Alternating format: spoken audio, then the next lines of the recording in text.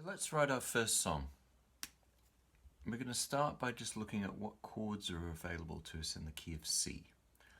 I'm going to write these down. So we've got C major, D minor, E minor, F major, G major, and A minor. There's also a B diminished chord, but for now we're going to miss that one out. So we've got 6 chords, and step 1 is what we're going to do is choose 3 of these chords at random from this list. We're going to start with a C chord. Okay, so we're going to do 4 bars. There's bar 1. It starts with a C chord, and now what we've got to do is fill in these other 3 bars, and I'm going to choose these completely at random. I'm going to put E minor here, D minor, and F. And I'm going to play them and see what they sound like. Here's our 4 chord progression, starting with C. So 2, 3, 4, 3,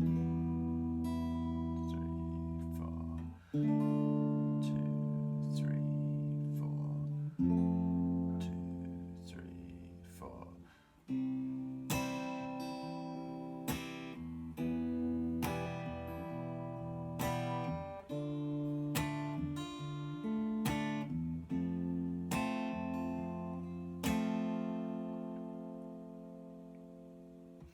So we may decide that we like that and there's nothing to change, or we may decide that maybe one of the chords or more could be replaced by one of the other chords from our list.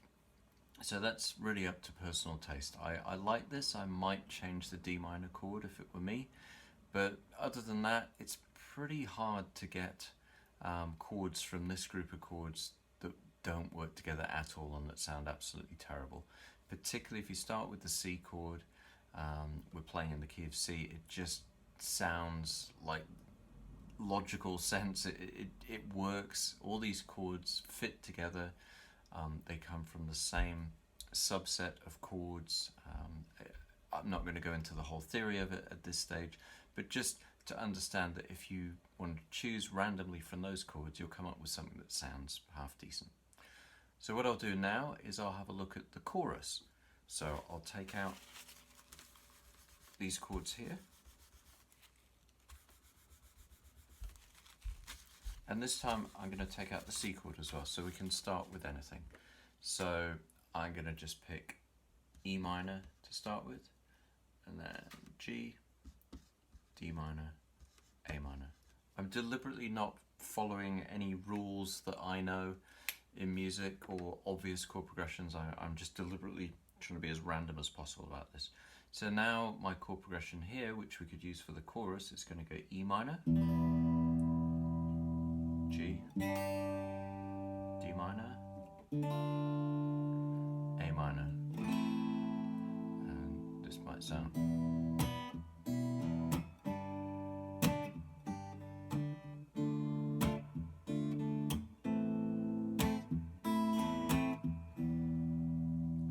Now this is going to link back to our verse, which, if you remember, was C, E minor, D minor, F. Okay, so this was the verse. This one up here I'll just call CH for the chorus. So here's the verse, and at this time I'm going to add a little bit of rhythm. That's the next step to this, is trying to figure out, well, how do I want to play these chords? So maybe I'll do just a light kind of finger picking thing for the verse, and then a bit of strumming for the chorus. So 1, 2, 3, 4.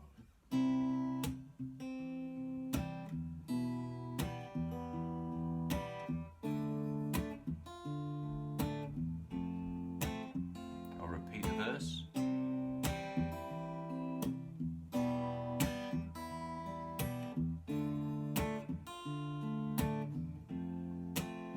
Strumming chorus.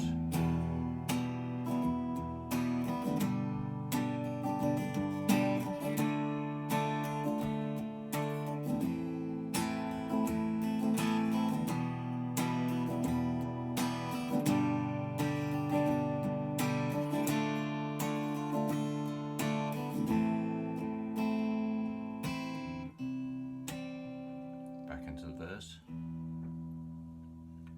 Now again, I might choose to edit some of these chords so that they flow better together. I might simply repeat the 4-bar sections for the verse to give me 8 bars, which is a pretty common length for a verse or a chorus, or I might repeat it and tweak it slightly the second time. But the beauty of this approach, where you just choose from those 6 chords, is that it gives you something to get started with. You can be pretty random about it and get something on paper, and then from there you can change things.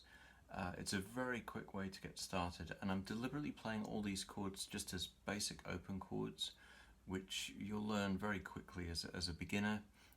You can of course adapt these chords and do all sorts of nice things with them as you learn more chord vocabulary, but this is the kind of thing that you can get started with very early on in your guitar journey, and that's really important to understand, that you don't have to be a phenomenal guitar player to write some really great songs. The nuts and bolts of this are relatively straightforward, and the more you do it, the better your songs will get. So I hope you have fun with that, and I'd love to know what you come up with.